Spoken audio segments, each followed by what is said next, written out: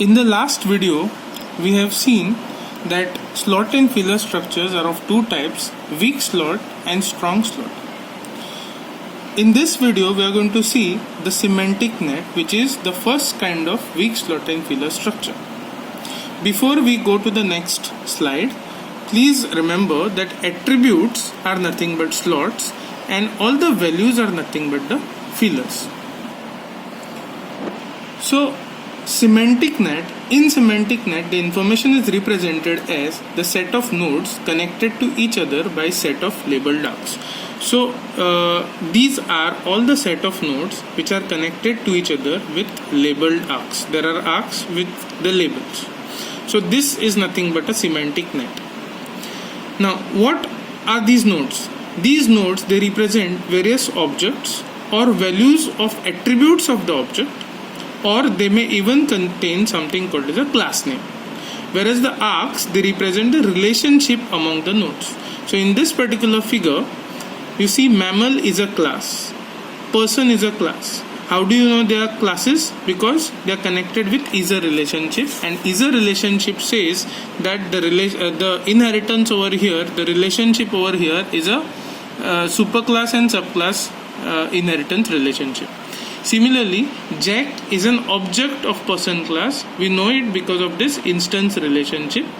Whereas Chicago Royals blue and nose, these are the attributes of the object, the values of the attributes of the object, and the attributes are nothing but team, uniform color, has part, and so on. So this is basically a semantic net. Okay.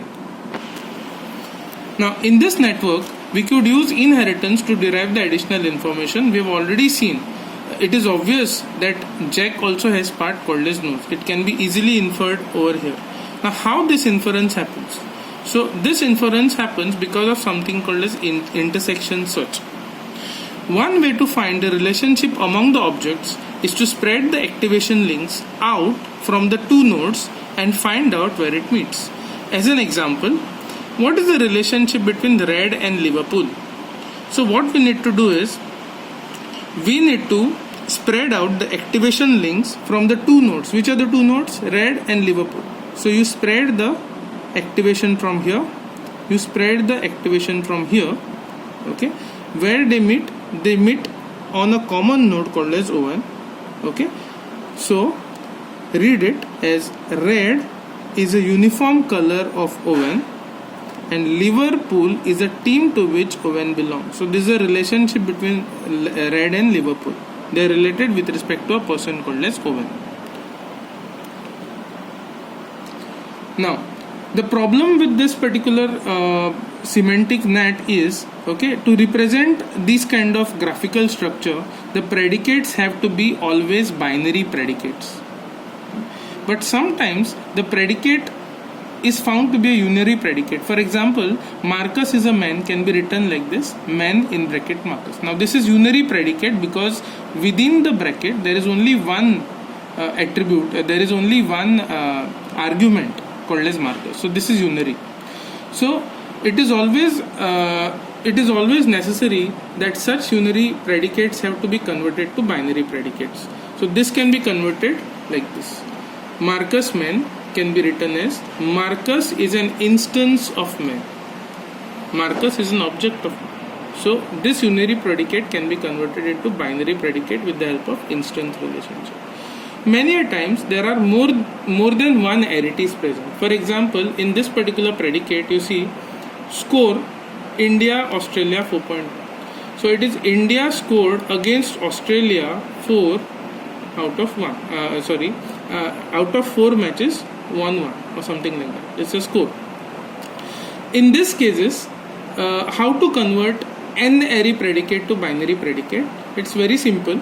Okay, we need to create a new object representing the entire predicate, and then we need to introduce binary predicates to describe the relationship to the new object.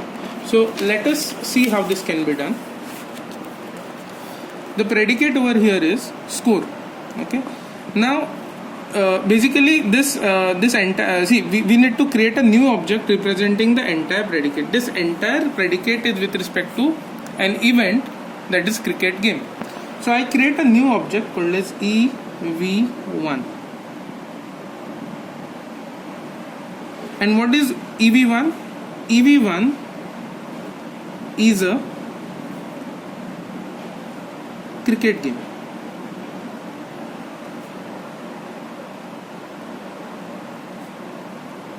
So I have just created a superclass called as cricket game, and this particular event that has occurred is EV1.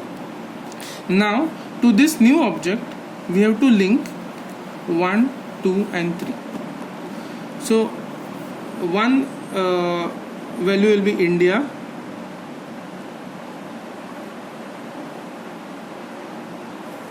one value will be Australia, and the third node that we are going to create is 4, 1. So as the procedure tells you, you need to create a new object representing the entire predicate. You have just created a new object, okay, which is a subclass of a class called as cricket game. Next, introduce binary predicate to describe relationship to this new object. So we need to now introduce binary predicate that describes relationship of each of this node to this new object. So how India and EV1 is related? Okay, so you can say that India is the home team. India is the home team for EV1. Australia is the visiting team for EV1. So you have just established the relations or links between India and Australia, saying that India is a home team of EV1. Australia is a visiting team for EV1. And now what is the relationship between this EV1, that's a cricket game or tournament, with 4-1? It is basically a score of that tournament. Now I would like to compare this particular solution and this particular solution. I want you to focus on the arrows, the direction of the arrows. Now here in this figure, the direction of the arrow is from node India towards EV1, whereas here also it is same, but you see the second one in this particular figure, the direction of the arrow is from Australia towards EV1, okay, whereas here it is from the event called as test 4 to Australia. Okay, so now you will have question in your mind, how should we have the direction, how arrows should be directed, in which direction? Now if you have this directed arrow with this direction, it simply means India is the home team for the event EV1. Okay, now if the arrow was directed on other side, for example arrows like this, then it would simply mean that EV1's home team is India and it is one and the same. So you can easily also represent this with bidirectional arrow. It's absolutely okay. Similarly, see, the arrow is pointing from Australia to EV1, which simply means Australia is the visiting team for the event. But in this figure, I have written it in the other way. It simply means for the event test 4, okay, visiting team is Australia. So it is one and the same. If the arrow is drawn from this side or this side, it will not hamper the meaning of the sentence. You can even have bidirectional arrow in this case. Okay, now you see the this particular arrow, test 4 score is 4-1, that's why the arrow is this way. But if you had represented the arrow in the other direction, it would have simply meant 4-1 is a score for test 4. So you can decide, you can use any direction arrows. Okay, so this is one example. Let us now represent the second sentence. Marcus is an instance of man. Okay, so men is a class and Marcus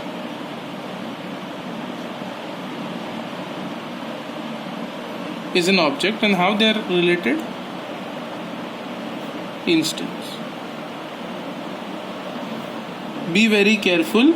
The direction of the arrows could have changed here, but here it cannot change. Why? Because when the arrow is directed from Marcus towards man, it simply means Marcus is an object of man.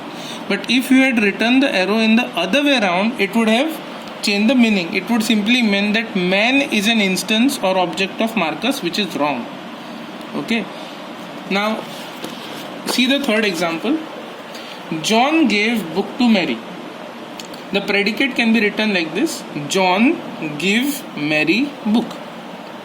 Again, is it a binary predicate? No, it is a three-ary predicate. So you cannot represent this as it is in the semantic net. So again, we are going to use the same procedure which we did here. Okay. First, we are going to create an object that represents the entire event. Now, the entire event is what? It's a giving event. You are giving something to a person. Okay. So let me name that event as EV1. Let EV1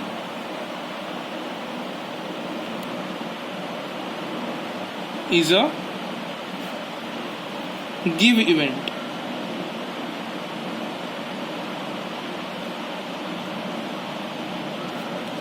Okay.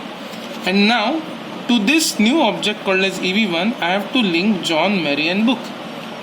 So Mary, John and the book.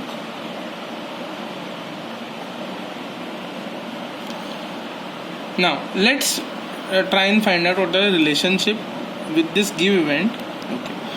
Who gave the book? John gives Mary the book. Okay. So who is hosting this giving event? It is John. So it is John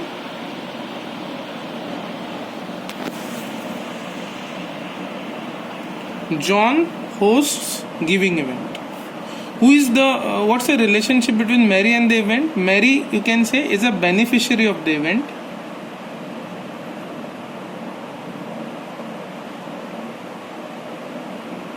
Now here you can very well represent this in bidirectional, because event 1's beneficiary is Mary. If you had represented the arrow in the other way around, it would simply mean Mary is the beneficiary for EV1. So you can even have bidirectional arrow without changing the meaning.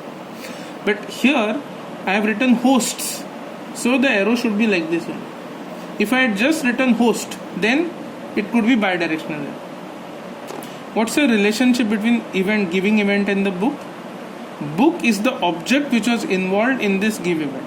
Okay, so here also object involved in this particular give event is book, or you can even write the arrow in the other way around, that is book is the object of EV1 or EV1 is the object of book, or you can even have bidirectional arrows over here. So this is the example. This is the semantic net that we have drawn for this particular. Now let us go further, and before I end with this particular video, let us see some more distinctions, important distinctions. We'll try to represent this sentence: John has height 72. Okay, so height is an attribute, right? So John is an object. John is an object.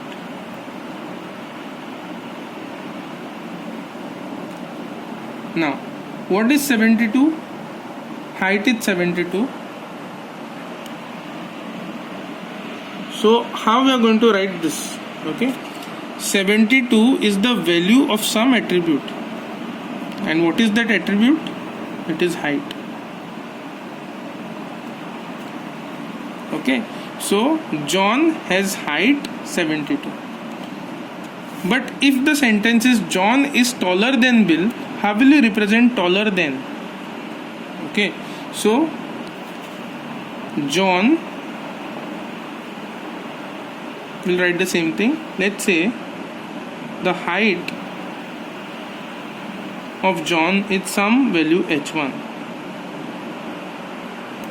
Okay, let's say John has height h1. H1 is some variable which will hold a value, and the value of that variable is say 72.